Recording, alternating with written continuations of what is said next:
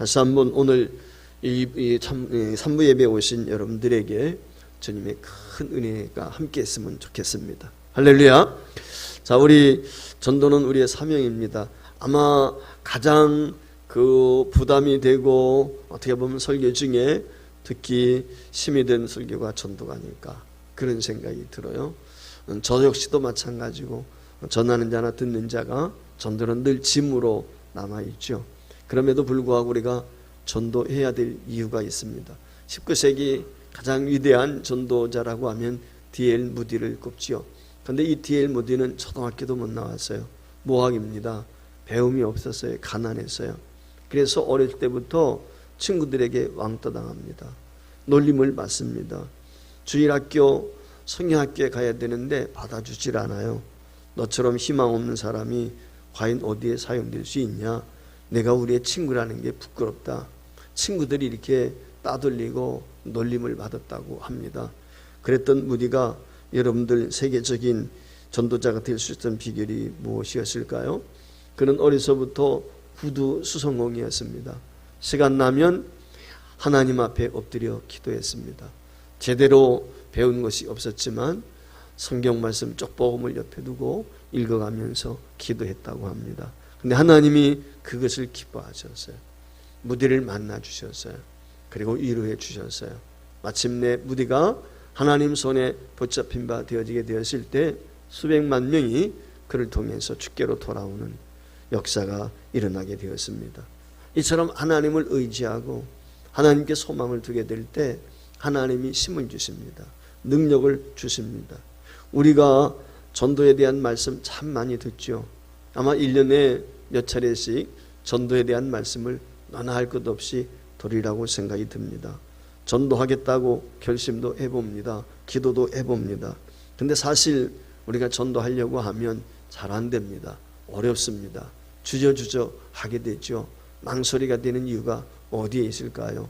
분명히 전도는 주님의 명령인데 우리가 이 명령에 순종하지 못하는 그런 어려움이 우리에게 솔직히 있는 것이 우리의 형편입니다. 근데 중요한 게 있습니다. 전도자들의 특징이 있습니다. 교회사의 쭉 내력을 보면 전도를 열심히 한 사람들은 기도의 사람이었어요. 그러니까 기도 없이 전도가 없다. 그러니까 내가 전도할 수 없다는 말은 반대로 내가 기도가 부족하다 라고 하는 생각 우리가 한번 가져봤으면 좋겠습니다. 이 말의 의미는 뭐냐면 전도는 입으로 하는 게 아니란 말이에요. 전도는 무릎으로 하는 거예요. 기도 없이 전도가 되지 않아요. 우리가 전도하려고 하면 맨 먼저 움직이는 게 있습니다. 누굴까요? 마귀입니다. 마귀라는 놈이 전도 못하게 하거든요. 마귀라는 놈이 어떻게든지 전도하는 걸 방해한단 말이에요. 그래서 우리가 기도하지 않고는 전도할 수 없어요. 자, 예수님이 이 땅에 오셔서 공생활을 펼치기 전에 금식하셨습니다. 40일 동안 금식하셨거든요. 그게 맨 먼저 예수님이 하신 거예요. 여러분 3일만 금식해 보십시오. 어떻습니까? 그거야 그렇죠? 근데 한 열흘 정도 해보세요. 40일 절반이 20일 정도만 한번 금식을 해보십시오. 어떨 것 같습니까? 많이 지칩니다. 그런데 40일 해요. 의학적으로 신체적인 측면에서 볼 때 40일은 불가한 거예요. 그건 자살 행위예요. 실제로 제가 아는 목사님이 40일 금식 후에 며칠 만에 세상을 떠났어요. 실제 그와 같은 일들이 있습니다. 그러니까 이 40일 동안 금식하며 기도한다는 건 뭐냐면 생명 내놓는 거예요.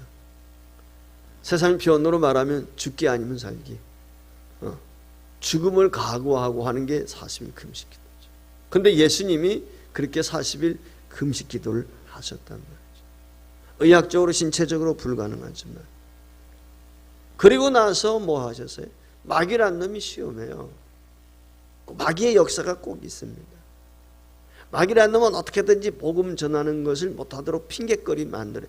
이래서 못하고 바빠서 못하고 뭐해서 못하고 뭐해서 다 핑계 많습니다. 마귀가 제일 좋아하는 게 뭐냐? 핑계예요. 핑계. 예. 전도하라고 합니다. 근데 마귀는 오늘 하지 말고 내일. 오늘 하지 말고 내일 하라는 거예요. 이게 마귀의 핑계거든요. 그 마귀의 얘기 들어보면 맞아요. 야, 오늘 너 급한 일 있잖아, 약속 있잖아, 너 뭐 해야 되잖아, 뭐 문제 해결해, 그거 해결해 놓고 내일 해. 이게 마귀의 전략이거든요. 뭐라고 말할 수 없을 정도로 그 이유가 분명합니다. 이게 마귀의 전략입니다. 여러분, 오늘 본문 말씀을 보십시오. 주님께서 11명의 제자들에게 전도하라고 명령해요. 근데 지금 예수님의 제자들이 상황이 어떻습니까? 처해 있는 상황이 전도할 상황입니까? 사실 어려운 상황이에요. 물론 예수님이 십자가에서 죽으시고 3일 만에 부활하셔서 제자들에게 나타나시고서 이와 같이 전도에 대한 명령을 주고 있지만 예수님이 떠나가시거든요. 예수님 떠나가시고 나면 제자들만 홀로 남는데 그 제자들이 복음을 전할 수 있는 환경이 아니에요. 예수를 전하게 되면 어떻게 됩니까? 핍박받습니다. 예수 전하게 되면 감옥 가요. 그게 현실이에요. 핑계댈 게 많이 있습니다. 제자들이 전도 못할 이유 확실히 있습니다. 그런데 주님은 전도하라고 하십니다. 주님이 같이 하는 것도 아니에요. 제자들만 남는 거거든요. 그런데 그 제자들을 향해서 이 제자들이 무슨 전도 훈련을 받아봤습니까? 예수님 따라다니면서 둘씩 짝지어서 몇 번 전도한 것 있고 예수님이 전하는 복음 그거 들은 것이 전부인데 사실 실제적으로 이들이 전도 훈련이 그렇게 철저히 되어 있는 예수님의 복음에 대해서 확증이 있는 그런 제자들이 아니었습니다. 사실은. 그런데 이런 제자들에게 오늘 예수님이 전도하라는 거예요.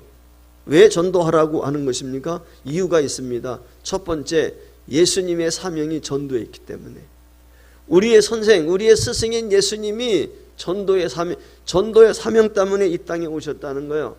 마태복음 4장 17절 말씀에 보면 이런 말씀이 있어요. 이때부터 예수께서 비로소 전파에 이르시되 회개하라 천국이 가까이 왔느니라. 이 말이 무슨 얘기냐면 40일 금식기도 후에 마귀의 시험을 이기신 후에 금식기도가 마치고 나서 갈릴리 가버나움 이 지방을 가신단 말이죠. 그리고 그곳에 가셔서 뭐예요? 복음 전하는 거요. 회개하라 천국이 가까웠다. 천국 복음 전하는 것입니다. 제자들 선택합니다. 그리고 제자들 선택해서 무엇이라고 이야기합니까? 마가복음 1장 38절 말씀에 보면은 이 가버나움에서 복음을 전하다가 제자들에게 그렇게 이야기합니다. 우리가 다른 가까운 마을들로 가자. 거기서도 전도하리니 내가 이를 위해서 왔다. 주님이 이 땅에 오신 이유가 뭐냐면 전도를 위해서 오셨다는 거예요. 전도하기 위해서. 이게 예수님이 이 땅에 오신 목, 즉 전도해서 뭐 구원하려고 영원히 심판받아 멸망할 수밖에 없는 인간을 구원하시기 위해서. 그래서 예수님은 길지 않은 공생에 있지만 시작부터 끝까지 전도. 그게 예수님의 생애였습니다. 십자가에서 죽으시고 부활하셨습니다. 승천하시기 직전까지 주님이 제자들에게 부탁한 것 전도하라는 것입니다. 사도행전 1장 8절 말씀에 무엇이라고 합니까? 예루살렘과 온 유대와 사마리아 땅끝까지 이르서 내 증인되라. 그 말씀하시고 승천하셨어요. 그러니까 이 땅에 계실 때 마지막 말씀 주신 것이 뭐예요? 전도하라. 예수님이 가지고 계셨던 전도의 사명, 그것을 제자들에게 위탁한 거예요. 내가 전도 사명이 있는 너희에게 준다. 그러니까 주님이 받았던 전도의 사명, 그걸 제자인 예수님의 자녀들에게 주셨다. 제자라고 하는 게 뭐죠? 4대 복음에 보면 예수님이 직접 불러가지고 예수님과 함께 공생의 사역을 목격했던 사람, 그 사람들이 예수님의 제자이죠. 그런데 사도행전 6장 1절로 넘어가게 되면은 이 제자의 개념이 포괄적으로 넓어지기 시작합니다. 예수 믿는 모든 사람들을 제자라고 호칭합니다. 그래서 사도행전 6장 1절 말씀에 보면은 안수 집사를 세우게 되는 그런 장면이 거기에 기록이 되어 있는데 그 이유가 있어요. 믿는 사람들이 많아졌어요. 거기 말씀에 그때의 제자가 더 많아졌는데 그래. 믿는 성도가 많아졌다고 이야기하지 않고 제자의 수가 더 많아졌다. 제자의 수가. 그러니까 초대교회는 예수를 믿는 모든 사람은 누구예요? 예수님의 제자라고 지칭을 했어요. 이 말은 저와 여러분이 오늘 예수님의 제자라고 하는 것입니다. 여러분, 제자는 무엇입니까? 제자는 스승을 밟는 거지요. 스승을 쫓아가는 거예요. 스승처럼 살려고 하는 것입니다. 스승의 말씀에 순종해서 어떻게 하면 내가 스승처럼 살 수 있을까? 스승을 닮고자 하는 거지요. 마태복음 11장 29절 말씀에 보면은 예수님께서 수고하고 무거운 짐진 자 다 오라고 말씀하시면서 그 주님께 온 사람이 주님의 제자가 되는데 그들을 향해서 뭐라고 그래? 나는 마음이 온유하고 겸손하니 나의 몽에를 메고 내게 배우라 그러는 거예요. 배우는 사람이 제자예요. 먼저 배워야 돼요. 우리가 제자입니다. 배우는 거예요. 우리 교회에서 제자 훈련하지 않습니까? 배우는 거예요. 뭘 배웁니까? 성경도 배우고 여러 가지 지식도 배우지만 사실은 예수님을 배우는 거예요. 예수님이 어떻게 사셨는가, 예수님이 어떤 모습으로 사셨는가, 그거 우리가 담고자 하는 것입니다. 그래서 배우면 어떻게 돼? 배우는 게 끝나는 게 아니에요. 두 번째 단계는 따라가야죠. 배운 대로 실천하는 게 뭡니까? 그게 따라가는 거예요. 쫓는 거예요. 제자란 말은 예수님을 쫓는 자예요. 따라가는 자예요. 여러분, 예수님과 따라다니다 보면 어떻게 돼요? 쫓아다니다 보면 어떻게 돼요? 닮게 되지요. 제자는 뭐예요? 스승을 닮아갑니다. 그리고 마침내 스승처럼 살아가는 것입니다. 이게 제자거든요. 그런데 그 예수님이 저와 여러분을 향해서 너희는 내 제자다, 그렇게 말씀을 하고 있어요. 너희가 서로 사랑하라. 그러면 너희가 내 제자인 줄 안다. 너희가 열매를 맺으면 내 제자인 줄 안다. 주님이 우리에게 그랬거든요. 미국의 소비자협회에서 한 번은 그 세일즈맨들을 대상으로 해서 이 물건을 팔게 될 때 어떻게 물건을 팔게 되는지 조사를 했습니다. 그 조사를 했더니 48%가 자기가 물건을 홍보하는 거죠. 우리도 콜센터에서 전화 많이 오잖아요. 근데 전화 한 번 하고 상대방이 거절하니까 그걸로 끝나는 사람이 48%. 그런데 두 번까지 시도하는 사람이 25%. 세 번까지 상대에게 동일한 한 사람에게 이야기하는 거예요. 그 사람에게 세 번까지 전화를 거는 사람이 15%. 그러니까 88%가 한 번 내지 세 번 전화하고 끝난다는 거예요. 근데 나머지 12%는 끝까지 물고 늘어지는 거예요. 진돗개처럼. 또 하고 상대를 설득시키기 위해서 반복적으로. 근데 재밌는 통계가 뭐냐? 그 회사를 이끌어가는 이 12%가 매출의 80%를 차지한다. 나머지 사람들은 사실 밥 먹고 축만 나는 거예요. 자기 밥값을 못하는 거예요. 이 12%가 그 회사 운영을 책임지는 거예요. 매출의 80%를 책임진다는 거예요. 이게 통계적으로 나와 있어요. 오늘 우리가 전도하는 것도 마찬가지예요. 자, 교회에서 전도합시다. 쉬운 얘기로 10%만이 동원. 나머지 88%는 시도하죠. 한두 번 하다 끝난다. 통계적으로도 그렇게 나오고 있어요. 여러분들은 88%에 속하는 사람입니까? 아니면 12%에 속하는 사람? 한번 곰곰이 생각을 해봤습니다. 우리는 반드시 전도해야 되거든요. 여러분, 세일즈맨들이 물건 하나 소개하게 될 때 관심 없습니다. 안 삽니다. 그렇다고 그냥 끝나버리면 아니죠. 저도 몇 번씩 하루에 연락을 받거든요. 뭐 보험 상품을 비롯해서 뭐 그냥 선생님, 어르신 뭐 하면서 이게 얼마나 많이 전화가 오는지 몰라요. 집요합니다. 집요합니다. 그렇지 않습니까? 오늘 우리가 복음을 전할 때 물건 하나 파는데도 그와 같이 최선을 다하는데 우리도 마찬가지입니다. 전도해야 돼요. 중국의 선교사 가운데 앤 윌터라고 하는 자매가 있습니다. 이 앤 윌터라고 하는 자매가 의과대학 출신인데 의사요. 근데 의과대학을 졸업하고 바로 처녀의 몸으로 중국으로 갑니다. 여러분, 지금이니까 그렇지 지금부터 몇백 년 전에 중국은 어떻습니까? 1, 200년 전에 중국은 서양인들에 비하면 미개인들이라고 생각했잖아요. 우리 조선이나 뭐 그렇게 다를 바 없지 않습니까? 그런데 위험한 지역. 근데 그곳으로 간다니까 부모들이 염려가 되죠. 그 어머니가 그 중국의 선교사로 가겠다는 딸에게 210불, 그럼 얼마나 되겠어요? 210불이면, 근데 그 210불을 모아가지고 그 딸에게 주면서 하는 말이, 내가 중국에 도착하게 되면은 나한테 전부 전통문을 보낸다고. 그러면서 하는 말이, 안전하다는 소식을 전해줬으면 좋겠다. 그렇게 이야기하면서 210불을 그 선교사로 나가는 딸에게 주었어요. 이 딸이 중국에 도착했습니다. 얼마 지나지 않아서 전통문이 하나 나왔습니다. 날라왔어요. 그 전통문엔 딸이, 그 앤이라고 하는 딸이 안전합니다, 평안합니다 라고 하는 전통문이 아니라, 그 전통문의 내용은 즐겁습니다. 즐겁습니다. 그렇게죠.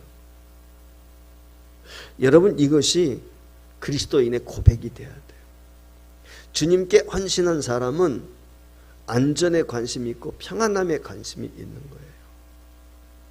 거기에 관심이 있는 게 아니라, 사명에 사는 사람은, 하나님 앞에 붙들려 사는 사람은 감사, 기쁨, 구원, 여기에 관심이 있죠. 하나님이 주신 사명을 수행하게 될 때 즐겁습니다. 감사가 있습니다. 이게 사명자의 자세거든요. 내게 이익이 있느냐, 유익이 있느냐, 내가 안전하냐, 그게 중요한 게 아니란 말이에요. 우리 박영준 선교사가 이제 곧 나가게 되는데, 비자가 나왔어요. 부부가 이제 라오스로 갑니다. 여러분, 제3세계가 얼마나 어렵습니까? 힘들죠. 어려움이 있죠. 생명의 위험도 있어요. 그런데 가요. 왜 갑니까? 하나님의 부르심이 있기 때문에 가는 거죠. 사명 때문에 가는 거예요. 평안히 살 수 있죠.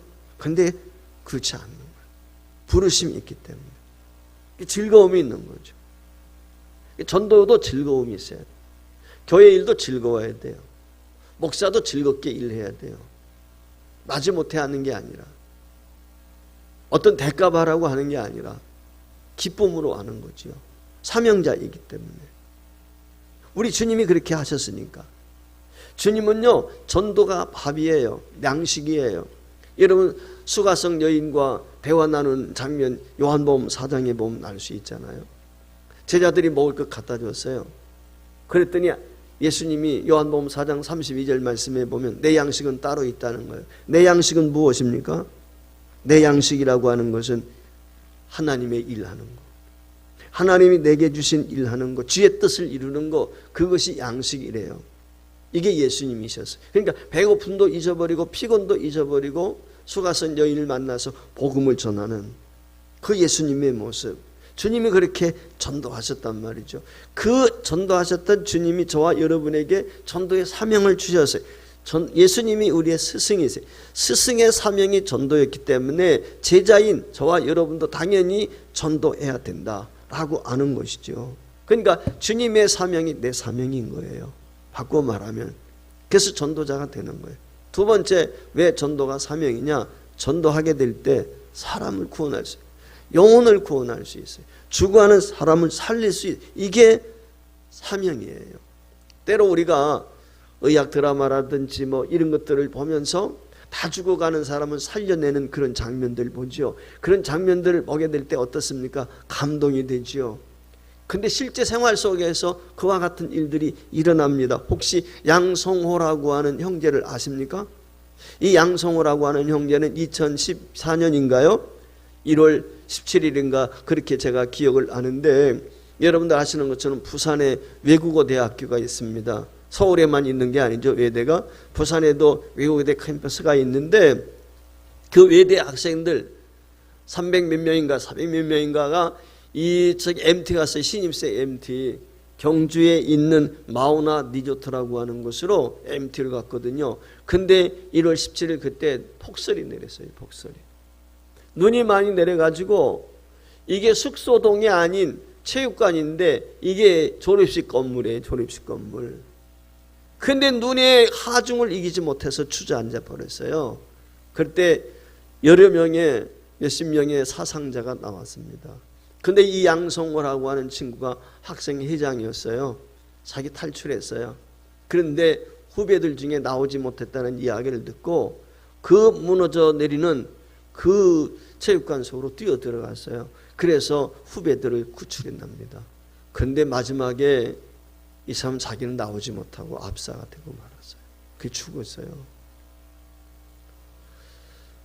그가 의사자가 되었죠. 정부에서 의사자. 의로운 죽음을 했단 말이에요. 일본에 유학 갔던 이수연인가요? 그 형제가 그 지하철역에서 열차를 기다리고 있는데 일본 사람이 떨어져서 선로에. 그래서 그 사람을 구출한다고 자기가 죽었어요. 그게 의인이라고 그러죠. 한 사람을 위해서도 사람이 이와 같이 희생했을 때 의인이라고. 하물며 저와 여러분이 수많은 영혼을 구원하게 될 때 하나님이 어떻게 생각하시겠어요? 로마서에 보면 5장 12절 말씀에 그런 얘기가 있습니다. 한 사람으로 말미암아 죄가 세상에 들어오고 죄로 말미암아 사망이 들어왔느니 이와 같이 모든 사람이 죄를 지었으므로 사망이 모든 사람에게 이르. 이 말이 뭐냐면 대표론이야. 아담이 인류의 대표다. 인류의 대표. 그래서 아담이 죄를 지음으로 우리 모든 사람에게 죄가 들어왔다. 그런데 구원, 예수 그리스도, 하나님께서 이 인간을 구원하시기 위해서 새로운 대표 보내셨어요. 그게 하나님의 아들 예수님이시죠. 그래서 예수님이 오셔서 우리의 죄와 허물을 담당하시고 십자가에서 대속적인 죽음을 죽으셨고 죽은 지 3일 만에 부활하셔서 승천하셨다. 이 예수를 믿으면 구원이 있는. 복음이 뭐예요? 바로 이걸 전하는 거예요. 예수님이 날 위해 죽으셨고 예수님이 날 위해 사셨다. 이걸 전하는 거예요. 이걸 믿으면 구원. 지난주 찬양 예배 때 제가 그런 얘기를 했어요. 전도하게 될 때 티슈를 나눠줄 수도 있고 휴지를 나눠줄 수도 있고 마스크를 나눠줄 수도 있는데 커피를 나눠줄 수도 있는데 꼭 전해야 될 것이 있다. 그것이 뭐냐면 예수 믿고 구원받으세요. 예수 믿고 구원받으라고 하는 얘기를 하지 않고 커피만 전달해주고 휴지만 전달해주면 커피 전달자고 휴지 전달자에 불과하다 그 말이죠. 꼭 전해야 될 게 뭐냐? 핵심은 예수 믿고 구원받으세요. 이게 제일 중요한 거거든요. 고린도전서 1장 21절 말씀에 보면 이런 말씀이 기록이 되어 있습니다. 하나님의 지혜에 있어서는 이 세상이 자기 지혜로 하나님을 알지 못하므로 하나님께서 전도에 미련한 것으로 믿는 자들을 구원하시기를 기뻐하셨다. 남들이 볼 때는 전도 그거 옛날 방식이 있잖냐. 길거리에서 전도하고 뭐하고 그런 그 옛날 방식 지금은 달라. 지금 세대가 어떤 시대인데 이런 얘기 종종 듣는단 말이죠. 오히려 혐오감만 가져온다. 아니에요. 지금이나 옛날이나 똑같아요. 이게 하나님이 정하신 거예요. 변함이 없어요. 물론 세대 환경에 따라 옷을 갈아입어야 되겠지만 본질은 변하지 않는 거예요. 여러분 기억해야 돼요. 언제 교회가 세상으로부터 칭찬받은 적이 있습니까? 언제 교회가 환영받은 적이 있나요? 없습니다. 2000년 역사 가운데 교회는 단 한 번도 환영받은 적이 없어요. 핍박이죠, 핍박. 그렇다면 순교자가 없죠. 지금까지 교회는 핍박입니다. 왜 그렇습니까? 마귀란 놈이 그냥 두질 않는 거죠. 마귀란 놈이 생각해 보세요. 자기 수하에 있는 백성들이 하나님 백성으로 사망으로 끌고 가야 되는데 천국으로 가니까 마귀는 지금까지 그냥 두질 않는 거예요. 오늘날도요. 21세기를 살고 있는 이 시대에도 제3세계를 비롯해서 아프리카, 남미 쪽 이런 데서요. 1년에 20만 명 이상이 순교를 당해요. 20만 명 이상. 여러분 무슬림 지역 봤지 않습니까? 참수하고 예수 믿는 사람들. 그럼에도 불구하고 그 생명을 내놓고 예수 믿는다고 고백해요. 신앙의 지조를 지키고 있어요. 우리가 주님 앞에 가게 되었을 때 주님께서 야, 너 아무에게 전도했어 안 했어? 내 친구가 예수 안 믿는데 너 전도했어 안 했어? 이런 질문을 주님께서 우리에게 한다면 저와 여러분이 어떻게 대답할 수 있을까요? 오늘 저와 여러분이 사랑하는 내 남편에게, 내 아내에게, 우리의 자녀들에게 복음 전해야 돼요. 수시로 전해야 돼요. 예수 믿어야 된다. 예수 믿어야 된다. 당신 예수 믿어야 돼요. 예수 믿어야 영생이 있어요. 우리 친구들에게, 이웃에게 늘 전해야 돼요. 그 길만이 사는 길이니까. 그러니까 우리가 배우자가 되었던, 부모가 되었던, 형제가 되었던, 누가 되었든지 이 전도하는 걸 부끄러워하면 절대 안 됩니다. 고린도전서 9장 16절 말씀에 보면 바울 사도가 그렇게 이야기하죠. 내가 복음을 전할지라도 자랑할 것이 없으면 내가 부득불할 일이다. 부득불 꼭 해야 될 일이다. 왜? 내가 만일 복음을 전하지 않으면 내가 화가 있다. 화가 미친다는 거예요. 심판은 아니에요. 심판은 지옥 가는 거예요. 화가 미친단 말이에요. 하나님의 징계, 어쩌면은 하나님의 채찍이 있을 수도 있는 거죠. 오늘 우리가 명심해야 돼. 하나님께서 우리에게 주신 사명인데, 주님 닮아야 될 사명인데 이 사명을 감당하지 못할 때 화가 있다. 주님 앞에 섰을 때 너 아무개에게 왜 전도하지 않아서? 라고 할 때 우리가 어떻게 변명할 수 있을까? 아닙니다. 저 전도했습니다. 전도해야 돼. 그가 믿든지 안 믿든지 그건 그에게 책임이에요. 우리는 다만 전하는 것뿐이에요. 이게 우리의 사명이에요. 따라서 전도하게 되면 하나님이 구원해 주시고, 동시에 마지막으로 전도하게 되면 전도자에게 주시는 축복이 있어요. 공짜가 없습니다. 하나님이 은혜를 주세요. 하나님께서 사람을 만드셨어요. 그 사람을 만드시고 에덴 동산에 두시면서 창세기 1장 28절 말씀에 보면은 문화적인 명령을 우리에게, 대사명을, 어떻게 보면 인간이 살아갈 때 인간에게 사명을 주셨어요. 그것이 무엇입니까? 번성하고 생육하고 땅에 충만하고 땅을 정복하고 바다의 물고기, 하늘의 새, 땅에 움직이는 모든 생물들을 다스릴 수 있는 권한을 우리에게 주셨어요. 그 권한을 우리가 제대로 행사하게 될 때 거기에 영생의 복이 있는 것이죠. 사명자에게는 하나님이 필수적으로 따라오는 게 있는데 복이 있다면, 즉 하나님이 책임져 주시는 것입니다. 헌신하게 될 때 하나님께서 역사하시는, 공짜가 없다는 거지요. 오늘 본문 20절 말씀이 바로 그거예요.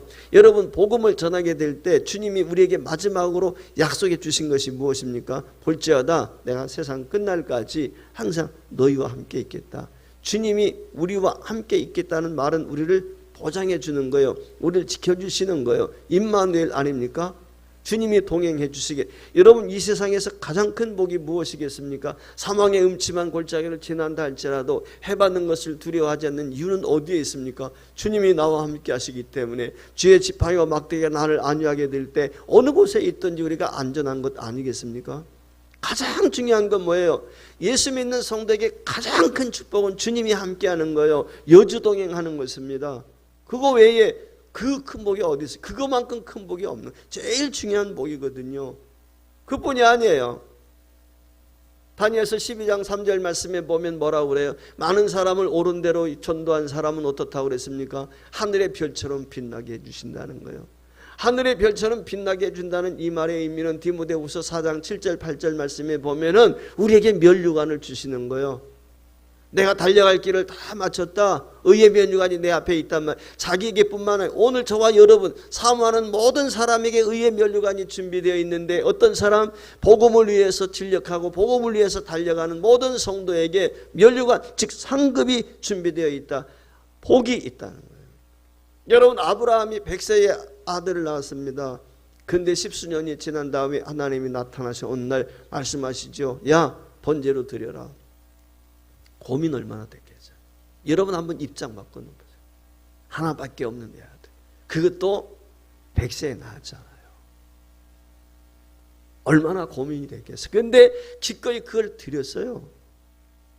그랬더니 하나님이 그 아브라함의 믿음을 받으시고 뭐라고 그래요? 이제 내가 나를 경외하는 거예요. 의인이 되었어요. 의인. 즉 믿음의 조상이 되었어요. 오늘 우리 전도 어렵죠. 힘들죠. 그런데 우리의 사명이에요. 해야 될 일입니다. 목사나 전도사나 전도하는 것이 아니라, 전도는 예수 믿는 사람이라면 누구나 다 하는 것입니다. 예수를 전하게 될 때 상대가 믿을지 안 믿을지 그건 우리는 사실 몰라요. 때로 전도하다 욕먹어요. 비난받아요. 어려움을 경험할 때, 직면할 때도 있어요. 오해받을 때도 있어요. 그럼에도 불구하고 우리가 전도하는 이유는 우리의 사명이기 때문에, 그 사명에 순종하게 되면 하나님이 우리에게 축복이 있기 때문에, 분명한 사실은 전도자에게 하나님이 복을 주신다는 것입니다. 누가복음 10장에 보면은 전도 제대로 하지 못했던 70명의 예수님의 제자들이 나와요. 둘씩 짝을 지어서 파송을 합니다. 그 파송을 할 때 예수님의 마음이 어떤 마음인지 아세요? 예수님께서 예수님의 제자잖아요. 근데 그 누가복음 10장에 보면은 그 표현이 정말 부모의 마음을 알 수 있어요. 예수님이 2명씩 짝을 지어 보내면서 예수님이 하시는 말씀은 내가 너희를 보냄이, 즉 전도를 지금 둘씩 짝 지어서 보내는데 너희들 보내는 것이 뭐 같으냐? 이리 가운데 보내는 어린 양 같대. 어린 양. 여러분 장성한 양도 아니에요. 어린 양 같대. 여러분 이리 가운데 새끼 양이 가면 어떻게 돼? 잡아먹혀 죽잖아요. 예수님의 마음이 그런 거예요. 오늘 저와 여러분이 예수님 보실 때 그런 거예요.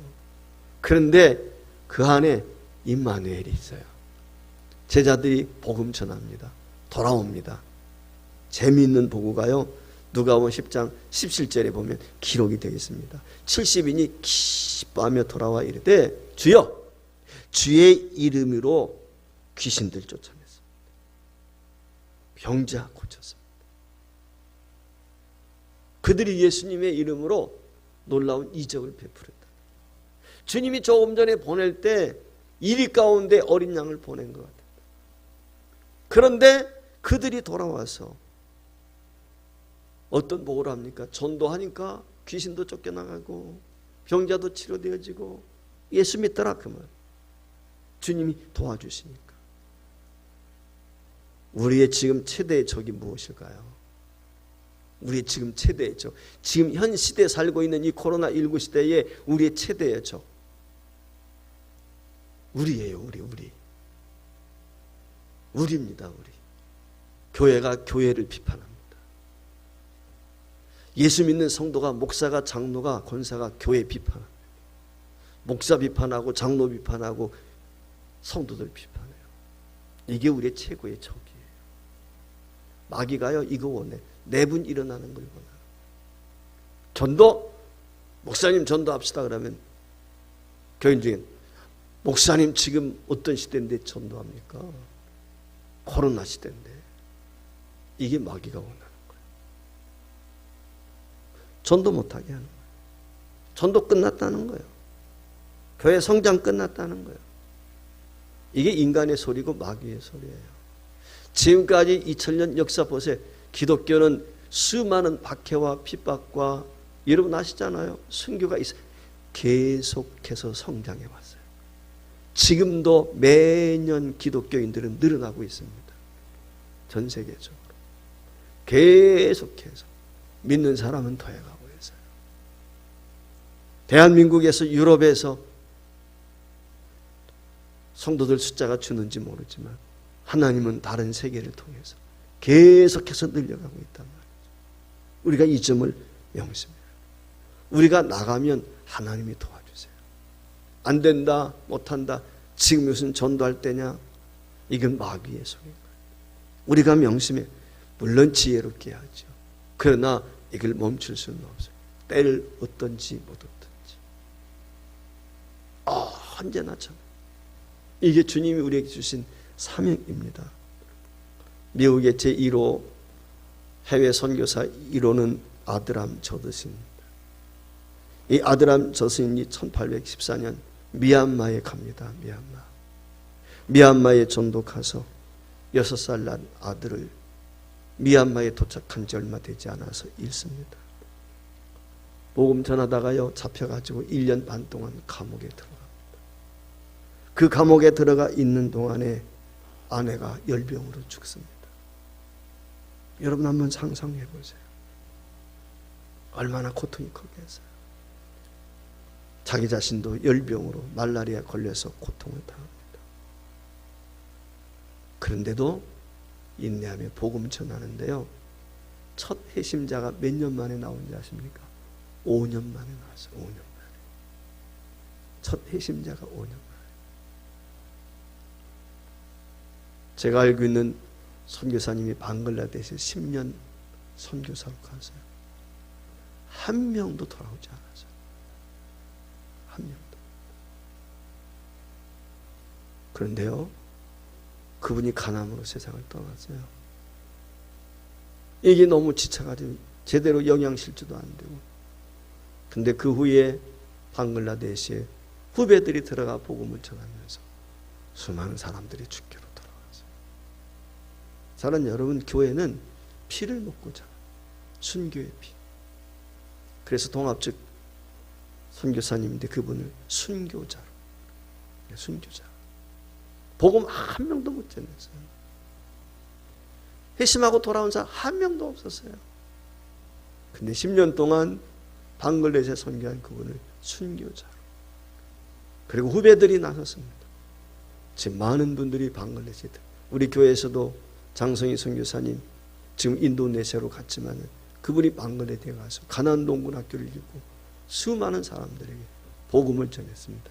지금도 그의 뒤를 이어서 수만 병의 가난동군 학교를 읽고 거기에서 나오는 수익금을 가지고 학교를 운영하고 간호사들을 배출하고 그와 같은 일을 지금 진행을 하고 있습니다.